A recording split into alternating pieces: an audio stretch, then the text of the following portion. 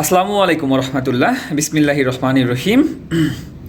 আল্লাহ তাআলা সূরা আল ইমরানের ৩৭ নম্বর আয়াতে বলতেছেন, অতঃপর তার রব তাকে উত্তমভাবে কবুল করলেন এবং তাকে উত্তমভাবে গড়ে তুললেন আর তাকে জাকারিয়ার দায়িত্ব দিলেন। যখনই জাকারিয়া তার কাছে তার কক্ষে প্রবেশ করত, তখনই তার নিকট খাদ্য সামগ্রী পেত। সে বলতো, হে মরিয়ম, কোথা থেকে তোমার জন্য এটি?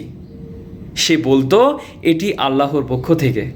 নিশ্চয়ই আল্লাহ যাকে চান বিনা হিসেবে রিজিক দান করেন। আচ্ছা, যখন ইমরান আলাইহিস সালামের স্ত্রী ইমরান আলাইহিস সালামের স্ত্রী আল্লাহকে বললেন যে, হে আমার রব, আমার গর্ভে যা আছে তা খালিস দিলে আমি আপনার জন্য মানত করলাম, আপনি তাকে কবুল করলেন, তো কবুল করেন। এটা হচ্ছে ৩৫ নম্বর আয়াতে। পরে ৩৬ নম্বর আবার আয়াতে বলতেছে যে যেটা প্রসব করা হয়েছে সেটা হচ্ছে কন্যা সন্তান। তো আল্লাহ ভালো জানেন, সে যা প্রসব করেছে সে সম্পর্কে আল্লাহ ভালো জানেন। আচ্ছা, তারপরের আয়াতে, এই ৩৭ নম্বর আয়াতে আল্লাহ তাআলা বলতেছেন যে অতঃপর তার রব তাকে উত্তমভাবে কবুল করলেন। কাকে কবুল করলেন?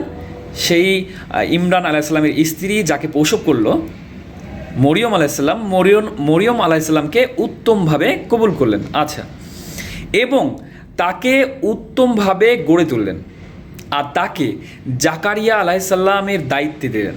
যখনই জাকারিয়া আলাইহিস সালাম তার কক্ষে, মানে মরিয়ম আলাইহিস সালামের কক্ষে প্রবেশ করতেন, তখনই তার নিকট খাদ্য সামগ্রী দেখতেন।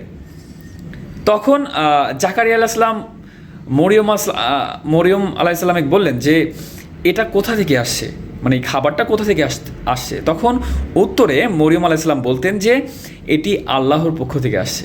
নিশ্চয়ই আল্লাহ যাকে চান বে হিসেবে রিজিক দান করেন। আচ্ছা, আল্লাহ তাআলা আমাদের সবাইকে বোঝার মতো তৌফিক দান করুক এবং আল্লাহ রাসূলের মাধ্যমে যা কিছু আমাদের কাছে পাঠিয়েছে তা গ্রহণ করা এবং তারপরে আমল করা তৌফিক দান করুক। সবাই ৫ ওয়াক্ত নামাজ পড়বেন। আল্লাহ হাফেজ।